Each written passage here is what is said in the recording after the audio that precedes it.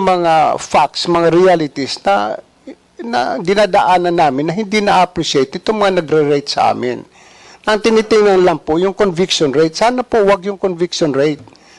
Dahil kahit ano pong sabihin namin, kahit i-assign ko dyan ang isang napakagaling na abogado, kumuha pa ho kami ng isang private lawyer na napakagaling, kung iba po ang pananaw ng husgado, wala kaming magagawa.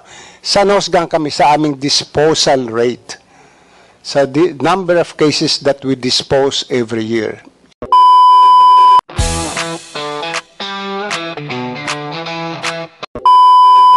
Pag na-require niyo po ang isang ahensya ng gobyerno na may confidential fund na mag-submit ng resibo, ay hindi na ho confidential fund yun.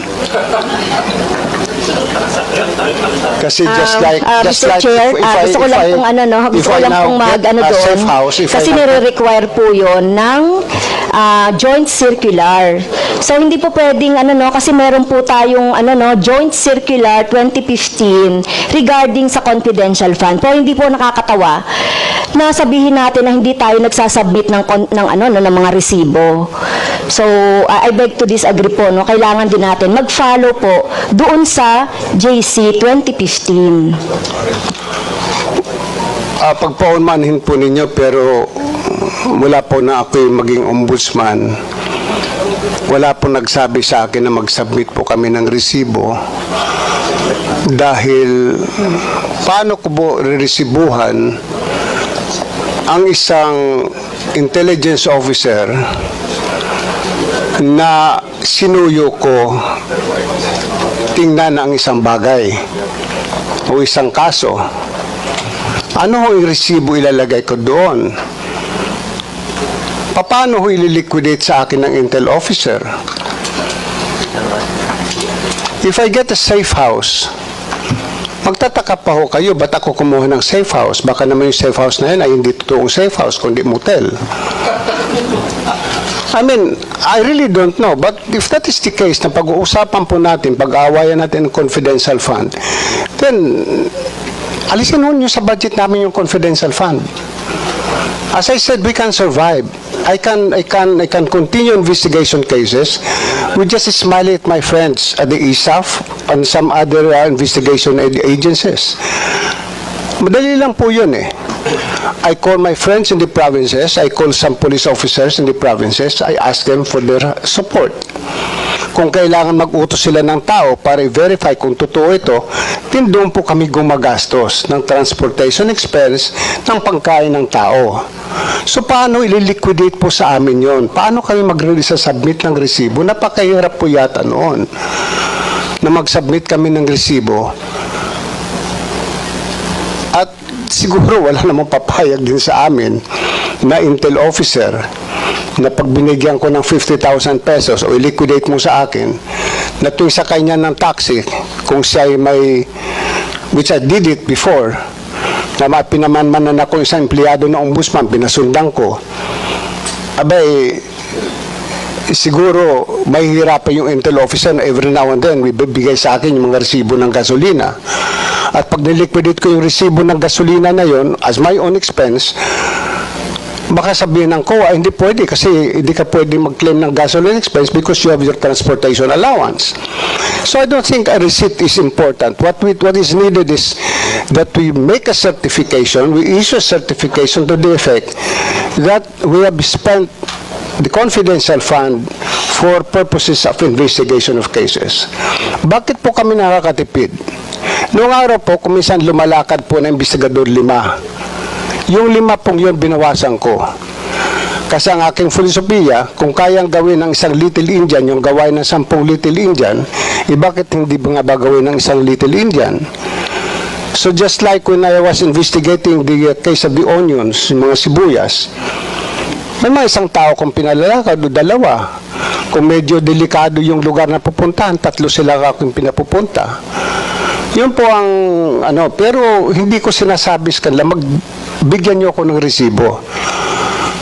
Kasi pag sila'y pupunta rin doon, mayroon mga binabayaran din sila mga tao na sinusuyo yung tao na to gather more evidence for us. Marami pong salamat.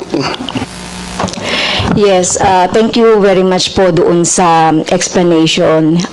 Siguro with due respect to our ombudsman, hindi po ito nakakatawa, no?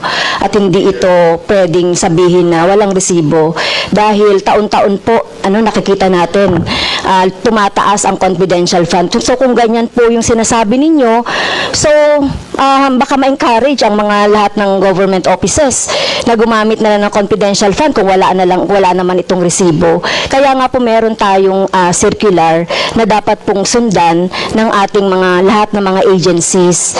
And ako personally, kung talagang mga investigation, yung ombudsman, pwede rin tayo dapat na mag-ano ng confidential, pero dapat with the proper liquidation ng mga ganito. Kasi kung sasabihin niyo na kahit wala na kaming confidential fund, so it's all right, mailagay yan doon sa dapat na paglagyan, katulad na sinasabi niyo kanina, and other services. But to remind the ombudsman, dapat po maging observe natin yung due diligence at saka dun sa paggamit nitong confidential fund. So yun lang po. At saka yung savings, pag sinasabi po natin na savings, yun nga po yung ginagawa, minsan nagdududa kami, maraming mga PS na hindi naman nagagamit, nagsisave sila and so on. Kaya dapat magamit po ito. So, yung next po ay tungkol doon sa Memorandum Circular number 1 as regards to the submission ng mga SALN. So, nagsasubmit po ba ng SALN ang Presidente at Vice President? Yes, Your Honor. Okay, thank you po. Yes, Your Honor. The President, I think, President Ferdinand Marcos Jr. and Vice President Sara Duterte has submitted their Okay, thank you for the information. Doon po sa Memorandum Circular number 1, Section 6, lifestyle check, even without SALN. So, how often po nagko-conduct ang ombudsman ng mga lifestyle check po? So, have you conducted lately ng mga lifestyle check po sa ating mga official and government employees po? With all due respect, Your Honor, mayroon lang po sana akong gustong itanong Mayroon po bang batas na nag-require na mag-conduct ng lifestyle check? Nagkakandak po kami ng lifestyle check in connection with cases that we're investigating. Nagkakandak po kami ng lifestyle check pag nag-file ng kaso for unexplained wealth.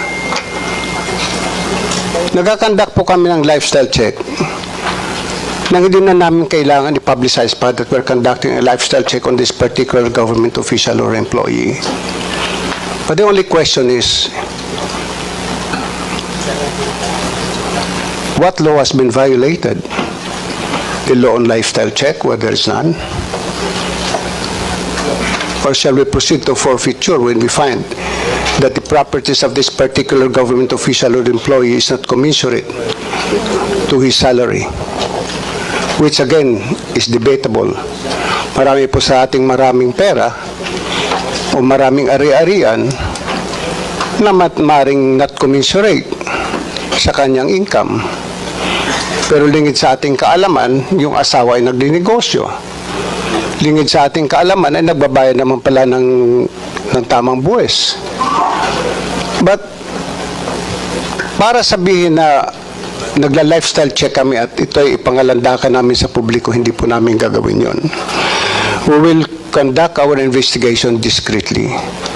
I must admit we are now conducting some lifestyle check on some government officials, but I cannot say sino po sa kanila. Yes, thank you po. Hindi ko naman po sinasabi na sasabihin niyo. Tinatanong ko lang po kung nagaganap yun. Yes, thank you, Mr. Chair. Last na po ito. Okay. So hindi ko naman po sinasabi na sabihin niyo kung sino po yung lifestyle check niyo po. Kasi it is in your memorandum po na on Memorandum Circular number 1, Section 6. So, yun na po, Mr. Chair, at maraming salamat po sa ating ombudsman. Pinatatanggal ng tribal leaders ng Talaingo, Davao del Norte si ACT-CHER's Representative Franz Castro. Si Castro ay naunang tinukoy ni dating Pangulong Rodrigo Duterte bilang prente ng teroristang grupo ng New People's Army UNPA. Ayon sa IP leaders, walang karapatan si Castro na manatili bilang congresswoman dahil convicted ito sa kasong child abuse. Parang walang respeto, bakit nandyan pa rin siya sa Kongreso? Saan pa ni Dato Kausing, malaking pasakit ang dinulot ni Castro at ng mga kasama niyang NPA recruiter sa kanilang tribo. Diin niya, walang kapatawaran ng gulong dinala ni Castro at ng iba pang CPP, NPA, NDF legal fronts sa Kongreso. Bukod kay Castro, tinukoy rin ni dating Pangulong Duterte ang Gabriela, Kabataan at Bayan Muna, mga party list na prente din ng NPA. Gusto namin na marinig yung sa aming hinaing na matanggalan siya, mapaalis isip congresswoman sa ating bansa or kasi parang iba talaga sa aming customary law kasi parang wala nirerespeto yung law namin. Deklarado bilang persona non grata ng tribong Obabanuvo si Castro at iba pang leftist lawmakers. Bukod kay Castro, convicted rin sa kasong child abuse si former Bayan Muna representative sa Turo Campo. Ang kaso ay nagugat sa insidente sa Talaingod noong 2018 kung saan dinukot ng grupo na Castro Tocampo ang 14 na minor de edad mula sa Salugpungan School. Ayon naman kay Attorney Israelito Torion na sinamahan ng IP sa paghain ethics complaint, dapat may aksyon ng Kamara sa reklamo ng IP sector kahit may apila mga kalawang mambabatas. Dapat rin ani Torion na isa lang sa investigasyon ng kongresista. Nakikita naman namin at natin na convicted na siya sa regional trial court and even if it is on appeal before higher courts, but the administrative aspect of the crimes that she committed should be likewise under investigation.